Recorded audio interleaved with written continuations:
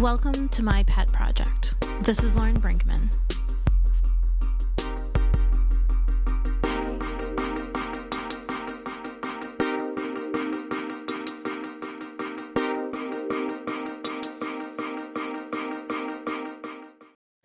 Today I was able to speak to Jorge Melara, who is a trainer. He has a company called Divine Canine, and he helps people with anything from separation anxiety to house training to more serious aggression issues with their dogs. He has volunteered for Underdog for a number of years, and over the last several years, we were able to employ him in a part-time fashion so that he could help our fosters and our adopters in a bigger way. Our goal when animals come into Underdog is to have as few transitions as possible, and ultimately we want them to find their home where they get to stay for the rest of their lives.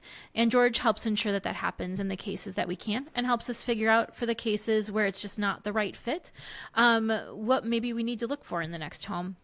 He helps us make difficult decisions too in those rare cases where animals show themselves not to be safe, but the vast majority of the time we are getting very happy outcomes because of the work that George is doing to train up our foster families and help our adopters do what they need to do to help their pets. We find that often it's really us people who need to be trained. So George is great with his charismatic personality, getting everyone the help they need and reaching them in the way that they need to be reached. So join me as we talk to Jorge Melara of Divine Canine and Underdog Pet Rescue. Well, hi, George. Hey. I'm glad that you're here on one of our first episodes of My Pet Project. I'm super excited to chat with you like I always am. This is always fun to hang out, and we don't ever get to really do this and just sort of slow down and take a beat and talk about the stuff we love. Yeah, we're not just ships passing in the night. That's like right. When you pop in. Frantic calls going, I need help with this dog. Do you remember how long ago we met? I remember the meeting. Well, the way I remember it, you tell me if you remember differently. I actually reached out to you, and since I just moved to Madison, and I was like, hey, I'm looking to partner up with a rescue. I love working in rescue and for my private practice and whatever, blah, blah, blah. And then I wouldn't say you brushed me off, but you were like busy. And I sort of, didn't think anything of it. Then I met with the ladies over at Bad Dog. Shout out to Bad Dog. And they set up an in-person meeting at the office over on Fair Oaks. And I came in and I met you, and I'm like, how do you say her last name? How do you say her last name? Don't mess it up. And then we shook hands and stuff. And then I just sort of offered Ask the Trainer, and I started doing it. And then from there, we sort of sat down again and we had a coffee, and we talked about like how me and Divine Canine can be a part of Underdog and how I could serve you guys better and help out. And then I think I just started fielding questions, because at that point you were only doing Underdog was only alive for maybe a year, 2 years. That's what I'm trying to figure out. I mean, I think we might have known each other for over 10 years now. I think so. Which is pretty awesome, and it shows how time flies. Yeah, so I remember sitting with you in the lobby of our old clinic and chatting it up with Carmen and Sue, and it was good energy, and we kind of evolved how we work together over time. It's been incredible. And I just think that's something that helps Underdog stand apart a little bit, is that we offer the training support through you, and we offer cat behavior support through an awesome volunteer who does that. But tell a little bit about what you do for Underdog now. So with Underdog, I provide my training services to the fosters and any adopters. So if we talk about the latest evolution that we've done is that now if the fosters or recent adopters have any questions regarding behavior, or they're seeing a hiccup, or they're even if they're just a little nervous because they're new owners, they can sign up through a link and get me on a Zoom, and then we talk about whatever's going on with their new pup or their foster pup, and then I'm able to field those questions and get them a little training package of what they could be doing, and then from there, depending on the severity of the issue, we'll do a follow-up, possibly an in-person. But I can't tell you how many people are so grateful that Underdog provides this service, because no other rescues are doing it. I don't know of any other rescues that do what Underdog does in terms of having a trainer on staff that can go and field questions and give that support that's so desperately needed, especially in the early months of having a new dog. Yeah, I mean, I think I wish we had a way of knowing how many returns that you prevented. Like, I think just it's diversion. Like we talk about in sheltering, like return, or like we're diverting people from bringing their animals to the shelter or to the rescue, and to be able to help people feel like, I mean, I think what you do best is you make people feel like they got it. Thank you. I love doing it. And I think it takes some charisma, which is probably one of the top words I'd use to describe you as charismatic. So I think you just really help people feel like, hey, I got this. And then they can start to bond with their pets and work on those issues that they have. And so many of the issues that people have, like, they worry about the wrong stuff and they don't worry about the important stuff. And really, that's what I like to put a spotlight on and go, oh, don't worry about that. You can worry about that later, because they really don't know what they're supposed to be doing with their dogs. And, the internet, for being such a beautiful place of information, there's a lot of bad information out there too. And I'm so happy to be the filter for them and say, yeah, definitely Karen Pryor's site. Absolutely. Everything on that page is gold. This page, not so much. So I love being able to just sort of share the knowledge and share the information that I've gained over 25 years and just pass it along. And you're just such a valuable part of our team, our family. Thank you. I love being here. Love being part of the fam. Oh, well, share your origin story. How did you get into this mess? Like what? It's a wild one. So I was, I graduated high school in 94. So I'm Gen X, and that's sort of how I fell into loving animals. Is like, I just grew up outside, riding my bikes and going in the swamps and just like going out and being a kid. Where was it that you grew up? I grew up in New Rochelle, New York, right outside of the Bronx in New York. And then, but I ended up graduating in 94, went to college in Florida, went to about 2.5 years of college, and then stuff happened with my financial aid. So I was going to school to work with, to get my degree to become a cognitive behavioral therapist. In high school, I sustained an injury in 7th grade, and I got put into working with children with special needs. And because I couldn't have a free period, and I fell in love. And at that point, I'm like, I definitely need to work with behavior and kids and help that along. So in high school, throughout my 4 years in high school, I worked with Miss Paganuzzi and her class, and help kids not only get jobs, but help them with hygiene and help them with just navigating school. And there was like a group of us, of us misfits, that would just like have those kids' backs because they would get picked on and they would get bullied. So went to college, ran out of tuition, stuff happened with my financial aid, and then I ended up having to drop out. Picked up a job landscaping, and my roommate at the time and he's like, let's go get a dog.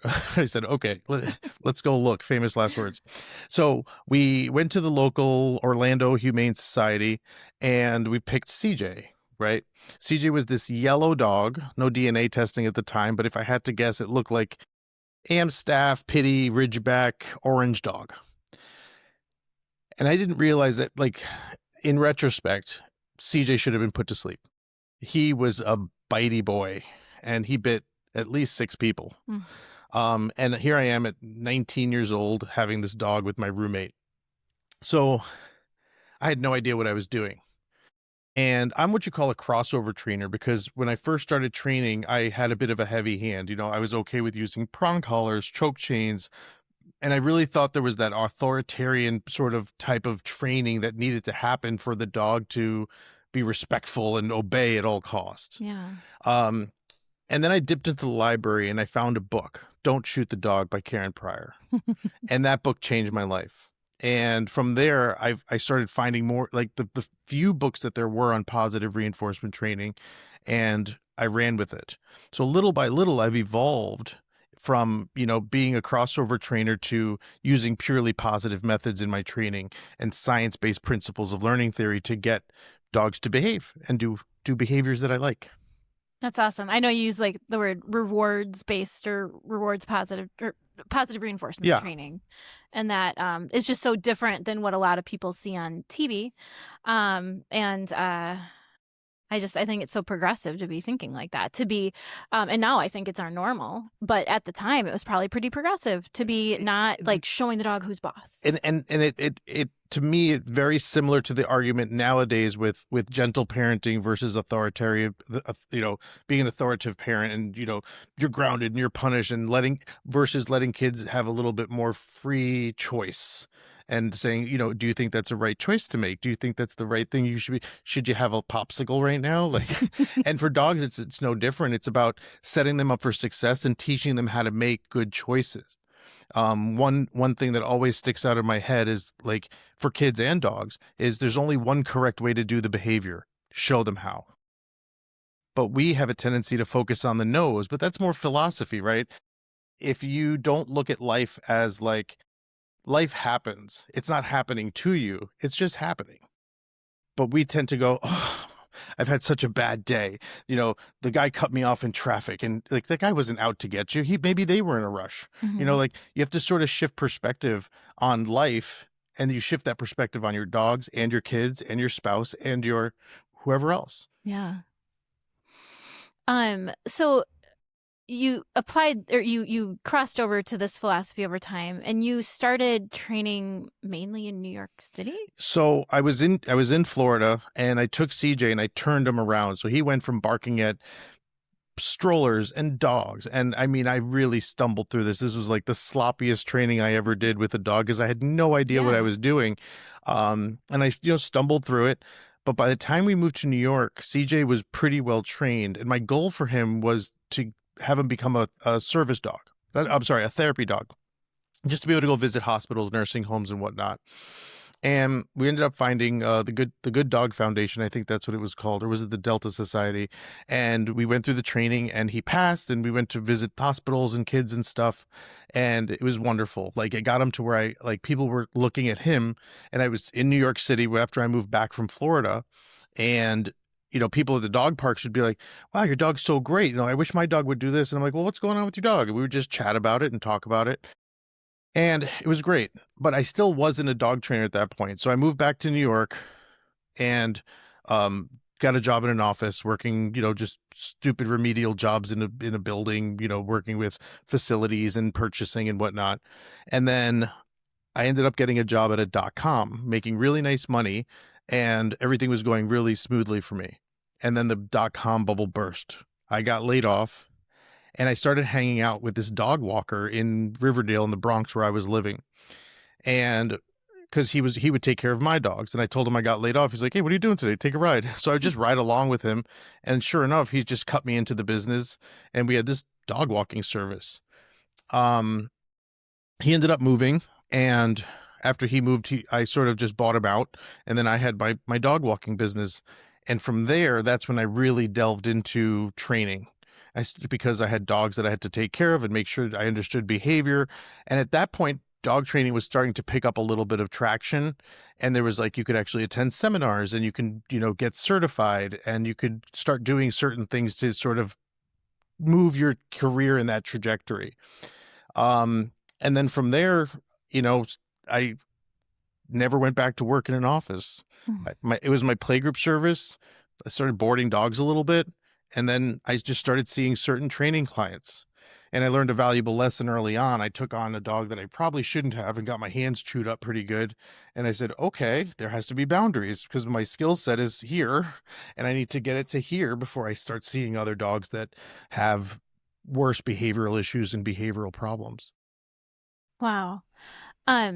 So did you go through certifications, or have you always just kind of done ongoing CE? I feel like you're always still learning. Of course. And that's the thing about behavior, is that there's all these new things that come up. So I did get my certification, and it was with the Association of Pet Dog Trainers, and I was certified for many, many years. And then as of I'd say 4 or 5 years ago, I let my certification lapse because it turned into a big alphabet soup. There were so many different certifications, and I was seeing a lot of trainers that were certified under the same organization that I was, that were using prong collars, that were using Oh. shock collars, and I just said, I'd report and other people would report them, but it's like people wanted the letters behind their names, but nobody was holding anybody accountable for who was doing the good work. Yeah, that was my next question, was like, if you're certified as that, does that mean that your award's based? And it doesn't. Yeah, Is the well, right, answer, well, it sounds like. it's supposed to be, but Okay. it's not always true. So I decided to let my certification lapse, and also the people that I wanted to go see speak, they didn't necessarily give CEUs. So I went through a big span of time where I was going to, you can find a lot of online colleges that do behavior and just audit classes. So I was going to Texas A&M University and learning about Lawrence's birds, and learning about behavior of all species, and understanding just behavior in general. It didn't really fall into the category of canids. It was also birds and whales.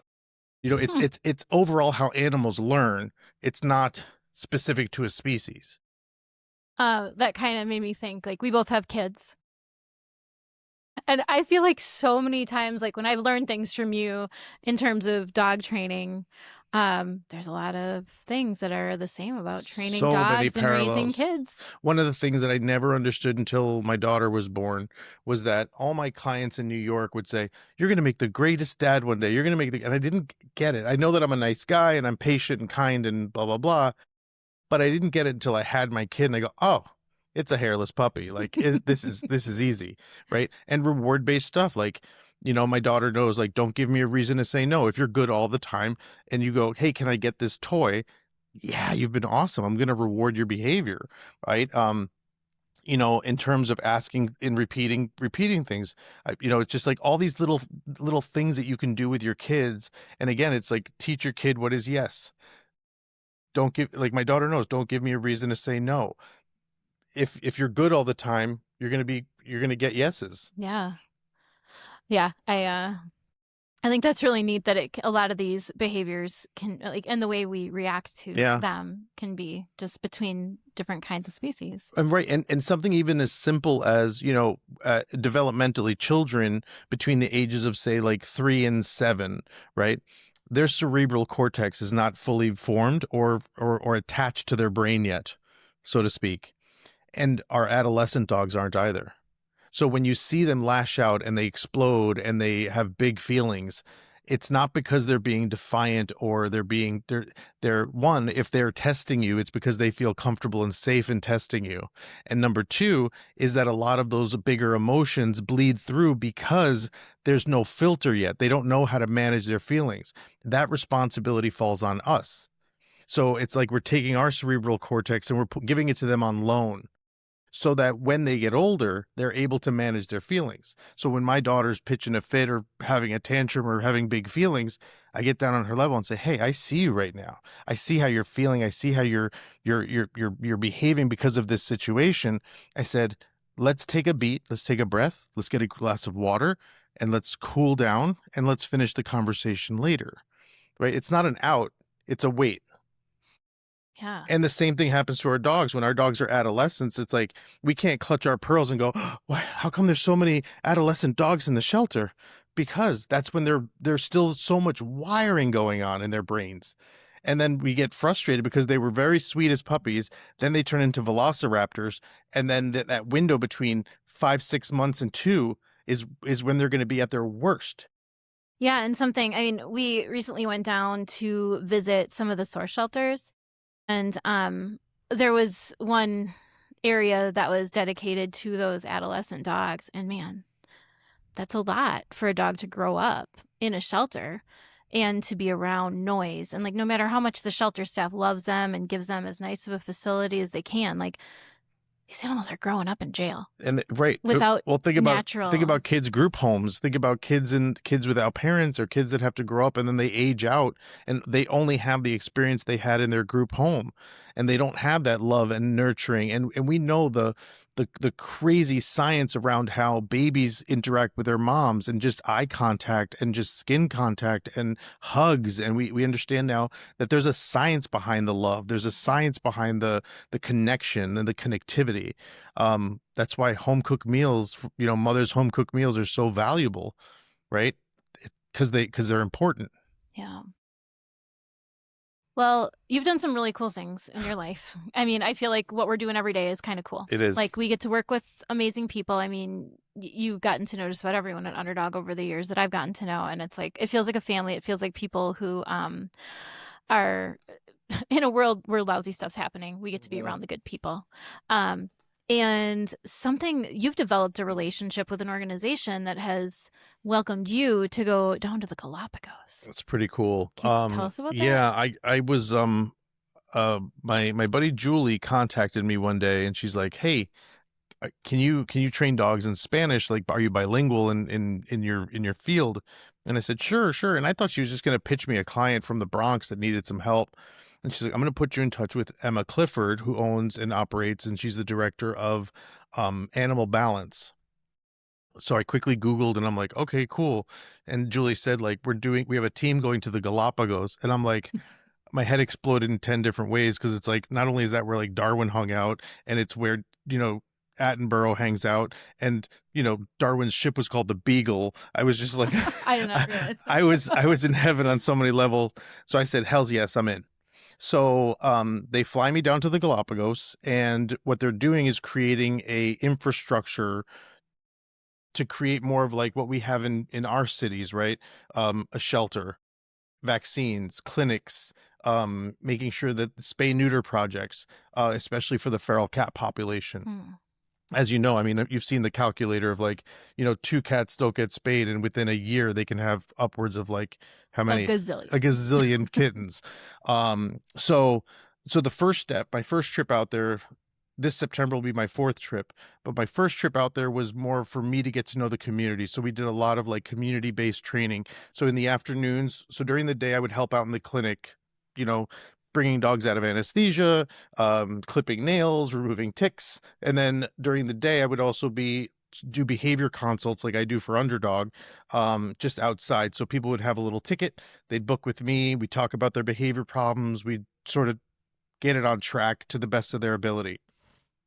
And then my second trip out was to start helping with the infrastructure on what happens, because there's not a big feral like wild dog community there, but people don't really necessarily keep the dogs on property. So the dogs just run wild. They go and knock over trash cans, they kill people's chickens, they go down to the beach and kill iguanas, and the parks department's told to shoot the dogs on site. Oh my So goodness. and the people don't want their dogs shot, but they also don't do their job, and they're not responsible to keep them on property. So it was still about the education part of it, but it was really to just sort of build that infrastructure of like, these are the orders of operation. This is how we're going to get this to happen. So it was still doing the group classes in the evening, still doing behavior consults, but we really spent time building the shelter and training some of the people that live on the island on how to communicate with the public. Because right now there's like this standoff between like the municipalities that have to catch the dogs, and then talking to people to be like, "Hey, you need to be more responsible about your dogs." And then so now we have, so this last trip I was also teaching them how to catch dogs. Right now they're using a really barbaric system. Like, one guy's on a motorcycle, or they're in a truck with a net, and they're chasing the dog down, and people are seeing this, and the public, it's this really interesting dynamic where the public loves the animals, but at the same time doesn't want nuisance dogs killing their chickens. So they're conflicted. They're like, "Be nice, but get them out of here." Yeah.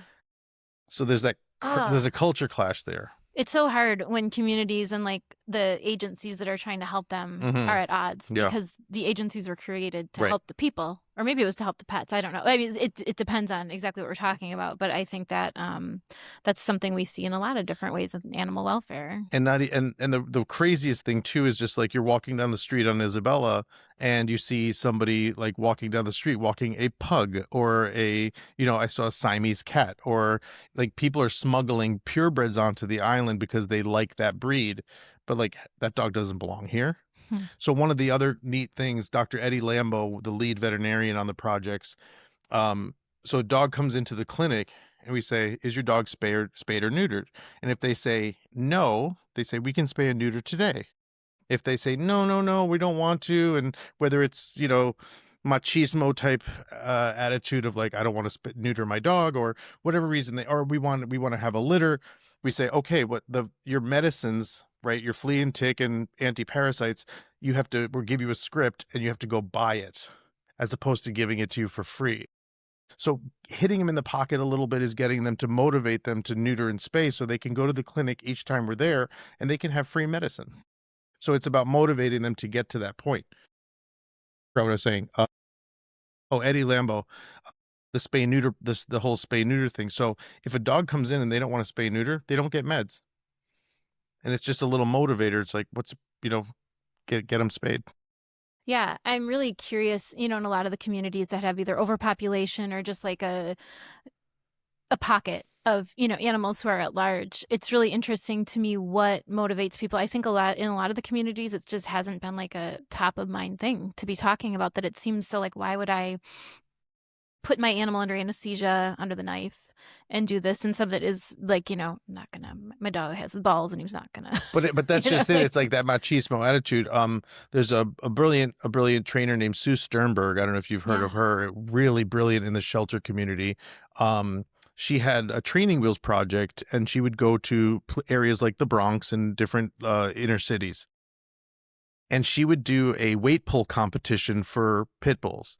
So here you're doing, so this is to prevent dog fighting, but it was also to help them consider spaying and neutering. So the whole thing was a weight pull competition. They would just load up like a sled and the dogs would have a pulling vest. They'd load up the sled with bricks and bags of stuff and sand, and the dog would pull, and the winner would win, the money they would contribute in. And she would say, if your dog is spayed or neutered, I'll double the pot. Money talks. Yeah. So then you had this long line of these macho guys, like, get them off, chop them off, so that they could, because they know their dogs were strong, and they knew that they started to believe that their dogs would be strong regardless of having their testicles or not. Yeah, I was interested to see where that was going, because I'm like, we're the neutered ones. But that's okay. So in the Galapagos, they have a wild cow and pig population up in the mountains. They're feral, and hunters go up there to hunt, and they use dogs to sort of corner the pigs and the cow. And a lot of those hunters, they have their dogs on a breeding program so that they can still have really good hunting dogs to do that. And when it comes to that kind of a job, I'm like, fine, a good breeding practice is fine. This one hunter said, I can't have my best hunter, who's a female, out of it while she's having a litter and whelping her litter. I can't have her out of work. I'm spaying her. I can always train another dog to do what she does. And he has that forward thinking mentality, which is awesome.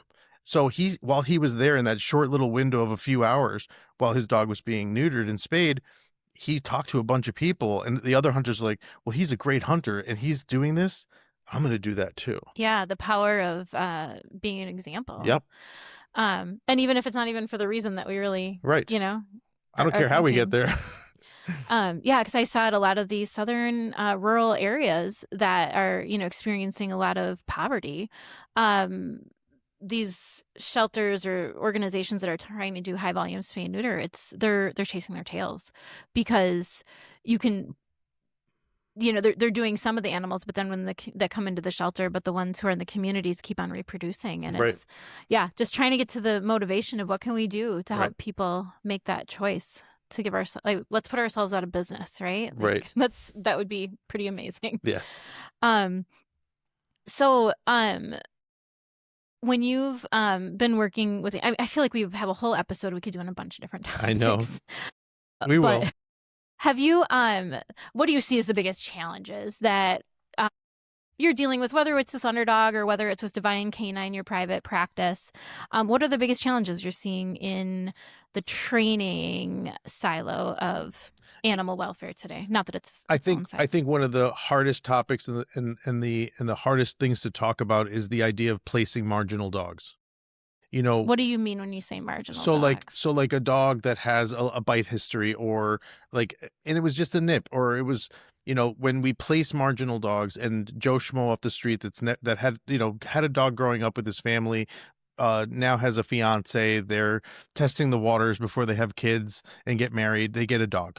But if they adopt a dog that has a bite history, or is fearful, or is aggressive in any capacity, and so the idea is, like, when you place marginal dogs, it can put the nail in the coffin for them never to adopt again, because a lot of times people feel like they've been duped, like, oh, I bought a lemon, I got this broken dog. So it's our job as rescues to put out the best dogs we can, so that people keep adopting, and we keep spreading the word of spay, neuter, and all the other things that go with shelter and rescue work.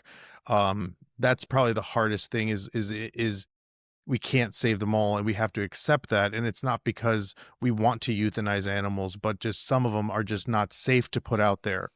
At a rescue I worked with in Connecticut, I recommended a dog for euthanization. He was the shelter favorite. But this dog would bite, and bite hard. And I said he should be euthanized. And everybody was calling me the Grim Reaper. And I said, and that's the thing that, you've heard me say before. It's like, then you adopt him. Oh, I can't because this, and this, and that. And it's like, nobody wants to adopt him. And you think it's fair to let them live out their life in a bleachy enclosure. That's also not humane. And I like the humbleness that people have when they're like, well, somebody can do it. I can't. Right. But somebody's equipped to do that. But that magic farm doesn't exist. Yeah. The first one of the first dogs I adopted, I was in my mid-20s, and I went and learned that shelters were euthanizing animals when space ran out, and sounds a lot like CJ. Autumn was my dog. And sometimes I really look back now that I have more resources in terms of and other, just from everything that I've learned with the rescue in terms of medical and everything, access to all those things. I wonder if things could have ended up different, because Autumn was really dog aggressive. And I worked at Starbucks, and I had a small salary, and I put a lot of it into paying a rewards-based trainer. So I'm glad I happened upon her. I don't even know that I was looking. I stumbled upon her, because I think a lot of people stumble upon people who use fear in training. But I couldn't get it. She'd sneak out of the yard. She'd go and attack a neighbor. I was gonna be sued. I got tickets. I was in court, trying to help her. And then I had this moment of insanity or sanity where I'm like, I went back to the shelter where I adopted her, and I put her to sleep, and it was, I mean, it sucks. That's horrible. But it taught me a lot. Yeah. And sorry. But I think it helps us, it informs us what we need to do when we're working with the shelters to pull the right dogs, because these shelters that we're pulling animals from, up from, often rural areas in the South or rural Wisconsin, there's a lot of animals who don't make it out simply because of space running out, and there's too many animals coming in. Let's take the creme de la creme. Mm-hmm. Let's take the ones that they think are going to be good with kids. Mm-hmm. I was down at, I made friends with some people at some of the shelters, and we went down to Manchester City in Alabama, in Tennessee. I freaking love that you go down there and shake hands. This is a recent development, and we're going to have some footage of that and meeting these awesome people. These guys who are here, keeping the room warm with their body heat. I have 2 foster dogs from the director. He is one man who is taking care of over, I think, 30 dogs at this shelter. He has no help. If he's, he's in the Army Reserves, if he has to go do his weekend or whatever, there's somebody who stands in that usually isn't even really understanding of animals. Right. But he's cleaning, their cages were clean. Beautiful. He's busting his butt to do all this stuff. And but these dogs are barking like maniacs. And these 2 sweet dogs that are here that are awesome in my home don't look like sweet dogs there, because No. they're amped up. So it's hard to identify which ones are, the creme de la creme. But the people who work at those shelters, they know. Yeah. Because they get to see what this dog is like compared to that dog. Right. And that's what I loved also like about Underdog is that we have those relationships with those great shelters, and we don't always get the best reading, but we have somebody there with hands on the dogs that can go, this one for sure is here. This one for sure like has this kind of fear, but it's manageable. But like it's not sight unseen entirely. It's not just a claw game grab where we're getting whatever we get. And it's kind of neat because then we take those animals up, put them in our foster homes. 99% of them are thriving. Yeah. And then, I would say, I don't know, what do you think? 5% of the dogs we see and that you're doing evaluations on helping the fosters. Yeah. It might be more than that because I think people just know they can reach out to you and get a hand on something that they're like, I know this isn't life threatening, but like, how do I help this dog who is having an accident in the house here and there? But even that makes me happy because even if they call me and it's like not a big deal, I love that because they're looking for knowledge. They have a thirst for knowledge. They want the answers. They're going to a professional. They're seeking it out. And it's like a lot of people will just try to do it on their own, end up stumbling through it, and then ask for help.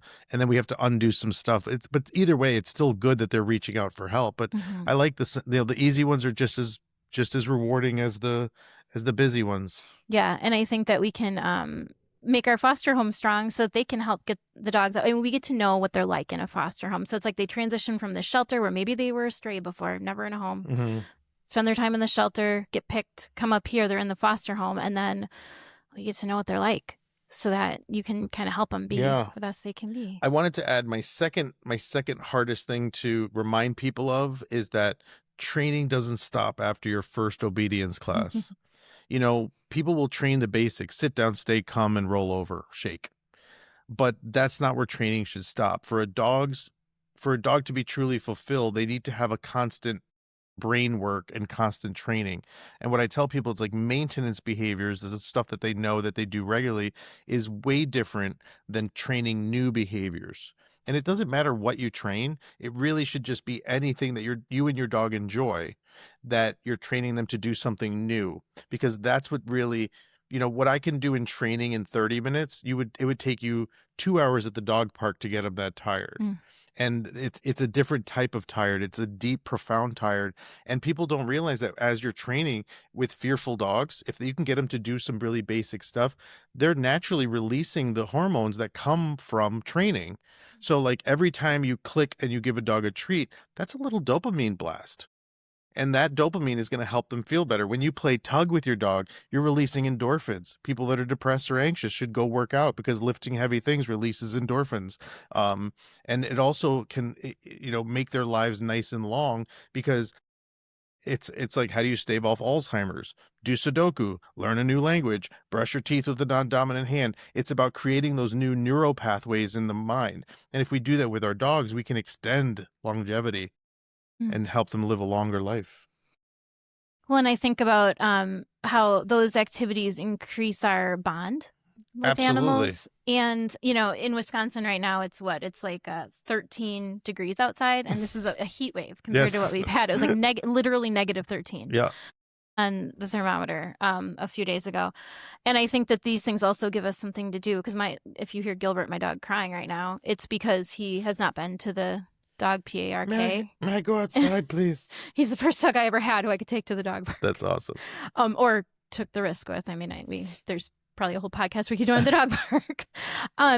But, he's very frustrated with me that he's not getting his exercise in this cold. So doing those kinds of games have been really a lifesaver, to get the brain going. And just, I feel closer to my dog when I'm doing like the games that you suggest a lot of people do. Well, think about what we do, right? We're scrolling on our phone looking for the next stupid dog video. We're looking for, we're shopping on Amazon and we're looking for the deal. We're texting with friends. We have multiple conversations. We're constantly stimulated in some capacity. Or if we're just plopped on the couch and we're flipping through the channels, I'm old, flipping through the shows. But at the end of the day, like, we're stimulated mentally in some capacity.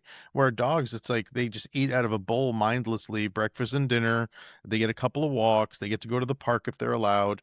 and their life is limited in that respect. And I tell people, dig deeper, like go find and that's the thing, like when people do dog sports, so there's agility and flyball and triball and all these fun games and scent work and all these fun things. Dogs don't get a choice. Mm-hmm. They're like, I guess I'm doing agility now. Right? I guess I'm doing flyball. And the dogs do it wholeheartedly. And that's why they're man's best friend, because they're so forgiving and lax. They just want to hang out with you, and they love learning new things. With the work you do and the like leadership you provide and the way that you provide it, like, have you ever had a mentor? It's funny. A long time ago, I can say that one of my mentors was my boss when I was at the ASPCA in New York City. This was around the time, I'm really going to give up my age here, when they were filming Animal Precinct. Do you remember that show on Animal Planet where like the humane law enforcement police officers would go out in the city and get the bust the rings and the whatever else? Oh wow, no! So when I was at the ASPCA, my mentor and my boss was Pamela Reed, who wrote a book called Accelerated Learning. It's a really easy way to understand learning theory. It's a great book. So being under her watchful eye was brilliant, because I learned so much in the 3 years that I was there. I learned so much from her, and I'm ever grateful for her, because like what I learned was not only like how to be around the dogs and just learning the science of everything. And that's really where I honed my understanding of the science of learning. I consider another mentor a local Madison trainer, Sarah Colnice. She's a brilliant mind, marine mammal trainer. I mean, she's done it all too. And, written a bunch of books and a bunch of DVDs, and she's a brilliant mind. I would consider her my mentor too, because like I learned a lot from her. I have a definition of mentor, like somebody that you're with and studying under, almost like, a blacksmith apprentice or something. But, I think a mentor can be somebody that you just learn from. I agree. Because I'm finding, like, as I talked, like the first few people I've spoken to on the podcast, like I'm learning things about you, and we've known each other for 10 years, and talking to other people too, who I think are kind of forging a path of their own. A lot of times I feel like they're doing that because they felt like there wasn't anyone who was holding their hand and teaching them. And I feel like, but thinking about those people who've made an impact on our lives is, I think that also is a really good definition of mentorship. I look up to people who are 10 years younger than me, who are doing like super amazing work. I look up to my kids. They still have energy. Yeah. But if I run down the list, it's like Patricia McConnell, Trish King, Gene Donaldson, Sue Sternberg, Ray Coppinger, Sarah Colnice, Pam Reed. I mean, there's like we stand on the shoulders of giants, right? Mm-hmm. We've finished like in math, in like really advanced math and quantum physics and astrophysics. It's like some of the math wasn't invented yet. So they knew that their theory was going to be right, but the math wasn't invented yet. And I feel like part of my job is to continue the work that the giants started. And continuing their legacy by mentioning them and recommending their books. Like there's no need to reinvent the wheel. There's already a book on it, and it's great, and it's by Patricia or whoever else. I feel like you sort of started to answer this, like what motivates you to keep on learning and helping people? It's crazy. The reinforcing bit for me is like I know how to do it. And that's sort of why like I'm not against board and train in certain situations, but like I know how to train a dog. I want you to know how to train a dog. There was a commercial on when like sort of like if you were home from school in elementary, middle school, it was for Apex Technical School. And this guy would come on, he had his little attire for like working at you go to this technical school and you'd learn about HVAC or auto mechanics, welding, plumbing, whatever. And his catchphrase at the end, he goes, you start off with an empty toolbox, and the tools you learn to use, they're yours to keep. And I embrace that philosophy, and that's my motivator. It's like, I love it when people are jazzed to learn, not only to train their dogs, but how to train their dogs. And they start grasping at least the very fundamentals and basics of the science of learning, which is really easy to learn. And then once they understand that, they have the framework of how to figure that out. I feel like that's probably the most uplifting type of person to work with. Is there a certain kind of case that you get reached out Reactivity. to on? I love reactivity. You love it? I I- thought, okay. I love- I thought you were going to say that's what you liked least. No, I love it because most of the time the reactivity is fear-based and it's not actual aggression. So when people do the work and they're like, it's working. And I'm like, yeah. And it's like they keep going. And then the next thing you know, like one of my clients, this young lady, her dog's name's Pickle, border collie, really reactive. Like we're going to dog parks now. And he used to go after dogs and correct because he just lacked the socialization. He just lacked the socialization and the inability. He didn't know how. And we just had to teach him how. And, had it not been me, like, who knows where she would have been. And like, but like, he's doing great. That's awesome. And it didn't take a lot. So for me, that's the reward. It's like when dogs, I hear like, oh, we're going to the dog park every day now. And we got to visit with my family and their dogs. And like, that's the reward. That's for me, like, all right, I know I'm doing good. I'm on the right path. I'm doing great. And that's what I really love. It's got to help you sleep well at night. Yeah. I try to ask everyone I talk to this. If money weren't an issue, if time weren't an issue, if you had the best team of people, is there anything that you can think of that would make the state of animal welfare? Is there one single thing or a bunch of things? And it's sort of like what Temple Grandin did for the cattle industry, right? She created those pathways for the cows, the channels and chutes for the cattle to walk to relieve the stress before going into slaughter, right? And it sounds so contradictory, but it is what it is. Mm-hmm. But like for me, it would be that, like there's so many shelters now, like shelter design is so important. And like you were saying about the shelter where like they're all in a row and like everybody's barking from across each other and it's just really volatile and loud. And it's like, it's not a place that's conducive for rest and relaxation. And then that's how the dogs present and nobody wants the dog because they're all barking. So the idea of like shelter design, so like making sure they have like more of the soundproof rooms and making sure that like if kennels or areas are facing each other, that there's frosted glass or the doors are in specific spots so that they never have to sort of cross each other's paths, keeping stress levels low. Educating the shelter staff, rescue staff, foster staff, making sure that everybody has a basic understanding of what to do in terms of training, even just like on the basic fundamental levels. That would be probably the two biggest things that I would do is just like shelter design and making sure that dogs are being fulfilled in every capacity that they need to be the best version of themselves so they can get adopted out. Is there anything, I know it's like really hard to simplify it into one thing, but like if anyone who's adopting or even if they buy a dog from a breeder and bring it home, like is there anything that you think is the biggest indicator of like what's going to make this a successful family member, like something that somebody can do to best ensure the success of the pet acclimating into the home? Find an amazing positive reinforcement trainer that really knows their stuff and has great chops. Number one. More so even before you get the dog. So one of the services that I provide is the pet matcher, pet finder, whatever, where people hire me, I meet the family, and then the more criteria there is for the dog, the longer it takes to find. But if they're like, nope, this is my family, 2 kids, mom and dad, whatever, and then I'm off to find the dog. I go, the dog I might bring back might not look like the dog you want, but it's the right dog for your family. I think that's a huge thing. And most trainers would do that.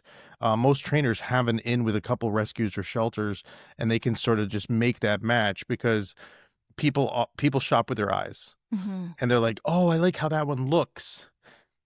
It might not be the right dog. Yeah. I love that. I think that's really cool that you offer that service. And yeah, if it's anyone's really neat. Looking for a trainer, I know a guy who can help you. It's sort of like the new, like, oh my God, it's such crap reality, but Love is Blind. The couples don't get to see each other. They're just talking. And what a concept. And it's like, like you have to be honest, you have to be true, and you can't base it on looks. Mm-hmm. You have to base it on what what it feels like and what their behavior is like. Except people, like, there's that culture clash between dogs and humans. It's like, I like that one. They're like, here, go ahead. And it's like, it's up to the shelter staff to be knowledgeable and well informed and know dogs, to say, ooh, this one doesn't get along with little kids, or this one doesn't like cats. Do you have cats, or whatever? I think that's super important. Yeah, I think that like the wave of progress in animal welfare is to be doing more like conversation-based adoptions. It's a little bit tricky in foster care because we don't have a shelter where people can come in. Right. But I think that there's so much to be said about having a conversation like that, to just be honest about what people are looking for. 'Cause, yeah. Well, at the ASPCA, what we used to do, if you were adopting a dog under, I think it was under 6 months, you had to meet with the trainer because that would prevent the return. So people just like, puppy, and they're like all psyched to meet a puppy and roll around with the puppy. But when you meet with the trainer, it's like you have to, you sort of, my job was to inform them, like, they're going to eat your stuff. They're going to be nippy. They're going to, and what are you going to do if this happens? And what do you do if this happens? And I paint real life scenarios that have happened. And it's like, are you ready for this? Like, are you ready for a couple of, maybe a week or two of sleepless nights because they're barking in the crate? Like, I show them all the things, not just the shiny, pretty puppy. I show them, I tell them about the ugly bits, and I base whether or not they should adopt on their responses. And one of the things I learned to do was, like, I would go in before I'd bring in the puppy, because if I went in with the puppy, they would never listen to me. They're not listening to what you're saying, and So, you can't blame them. But I said, "We'll bring in the puppy in a minute," and we talk for a bit, and I get to read people and feel them out and sort of see who they are, and you can tell when somebody's being genuine, and if and it's like, all right, go for it. But I always remind people too that it's 30,000 years of domestication that we have on our side. Like, they're man's best friend. When I went into Wisconsin Humane Society in Milwaukee when I was 23, bought a house, and it was just like, oh, I like animals, I should get a dog. Didn't really put a lot of thought into it. Went in, and Bear was there. He had been the Fox 6 News Pet of the Week. Oh. I was in looking at a very... That's what you do now, don't you? I was looking at this super sexy Catahoula mix, which would have made my life a living hell. And they directed me. And at that point, I think her name is Sarah Weiss of the Weisswaki. She worked with them at Wisconsin Humane, and she helped them develop this. She was part of making this system of caninality, I think it was, where it was like purple, green, orange, and they all meant different things. Like, and they had little labels like wallflower, yeah. And whatever that Catahoula was like maniac, right. Whatever that was, like, needs a runner, not me. And like Bear was couch potato, purple, and gosh, was he the perfect dog for me? And he changed my life. It was meet your match. Yeah, I think that's what it was called. Meet your match. Yeah. So I'm probably crossing my wires a little bit with some of this, but I mean, I thought that was really cool. But a part of that is an assessment. And now I'm getting all excited about this. I thought we were kind of turning things down here. But what do you think about assessments? Because like I think part of that was assess a hand. And I mean, I have feelings on it, but I would love to know what you feel. I've done thousands of behavior evaluations at the ASPCA. I can, I still remember the form and filling it out. And I think a lot of places are veering away from it. And what I'm sorry, just to like make what I'm saying clear, like, this is like assessing dogs who end up in a shelter, whether they're surrendered or found as a stray. There's been this mentality over the last, I don't know, however many years, that you assess a dog in the same way, so you can assess each of these dogs, and then you can compare what they're like to one another to know which ones are safe, which ones have, I think that was what they used for the different colors. But I'm talking about dogs in shelters, not dogs in homes. Sure. And even in that world, I think there are certain, in my own personal opinion, I think certain parts of the assessment are necessary, and they can be really invaluable in terms of giving us a lot of information about the dog.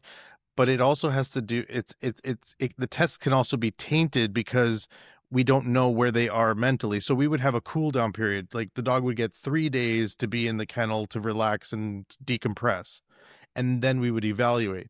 But we know now that 3 days is nothing, right? So we couldn't wait too long, so we just did the evaluations. Now, some aspects of evaluations are important, like if you find out a dog is a resource guarder, it's good to know, and and I always put like a buffer on either side and say this dog could still be under stress. So the resource guarding could get better with the family once they know how to deal with it, but we would inform them just in case. But the more I think about it now, it's like I tell people, it's like, if you are going to feed your dog out of a bowl, like leave, like your kids shouldn't be rifling through their food and stuff. Like teach your kids how to behave around dogs. But in terms of like overall behavior evaluations, I think certain aspects of the evaluations are good, but you have to take it with a grain of salt, because the variables of where that dog's emotional level is and have they decompressed and how they're feeling. You could test the same dog with resource guarding 6 months later and they would have zero resource guarding because they've had time to relax and chill, and they're not hungry and they're not like panicking for food. Well, and if you took me, I was walking down the street, took me, put me in jail, gave me a plate of food and put a fake hand in it by my face, I think I would bite you too. Yeah. Like, I mean, I'm out of sorts. It's not my normal environment. Even if I was an outside dog and I'm in this warm place that's giving me shelter, yeah. And I think also me doing an assessment versus you doing an assessment would be very different. Yeah. So I obviously my feeling on it is that like it's not super, like it's not across the board valuable, but our fosters are asking, is that dog good with cats? Is that dog good with other dogs? What do you think about that dog with kids? And so like we can glean a little bit off of, what we can learn from the shelters, Right. but I mean, you just But it's kinda not have to always, take it slow. it's not always like, black and white. There's all this gray because, and it's like, we can only test with so many things. Like, and I remember evaluations would take like a good hour and a half, because we would test first with wet food. If the dog didn't guard wet food, we knew that they probably wouldn't guard kibble. We can make that logical, they're not going to downgrade and be like, I love kibble, not wet food. Then we would give them a chewy, a pig's ear, a rawhide or something. But some dogs, when they have something brand new, they won't guard it. So we'd have to wait 15, 20 minutes for them to start digging into it, and like, an old baseball mitt, getting into it, chewing on it. And then we would test again. And then if they didn't guard, we'd say, okay. Or if they, wouldn't guard a new toy, we'll guard an old toy. But again, like, and that's the beauty of science, and is that there's an evolution. And what we knew then helped probably a lot, but now it's not as relevant. Yeah. Well, I always love talking to you.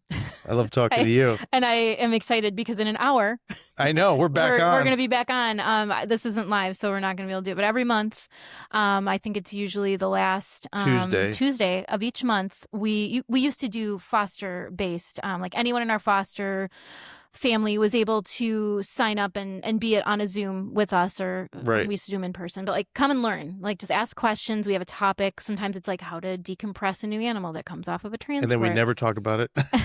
But then we realized that it might be interesting to invite everyone, because if we can divert an animal from being surrendered to a shelter, even if it's not a shelter that we work with, then that's a huge win, that we can be getting that animal into, keeping it in its loving home instead Right. of creating all this extra work for our industry. And that family gets to not have, the guilt and the sadness that's associated at times with surrendering a pet.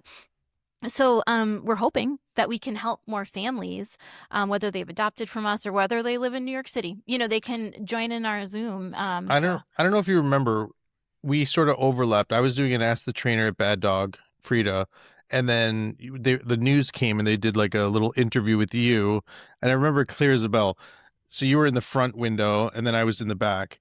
And then the reporter came over and asked me a series of questions, and I gave like such a great deep interview. But one of the things that I said in the interview, that's the only thing that made it to the clip on the news. And that was, knowledge is like manure. It's only good when you spread it around.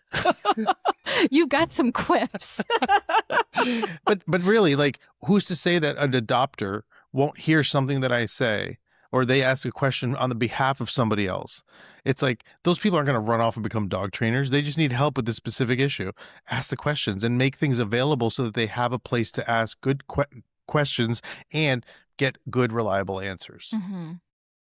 Well, you are a wealth of knowledge, and I'm just always so happy to see you when you pop in. Thank you for being on my pet project, and I can't wait to... My pleasure. Can't wait to talk again. This is going to be fun. Yeah. All right. Thank you, George. Thank you. Jorge Melara, Divine Canine. check him out. He's the best. We're Thank here you. in Madison, Wisconsin.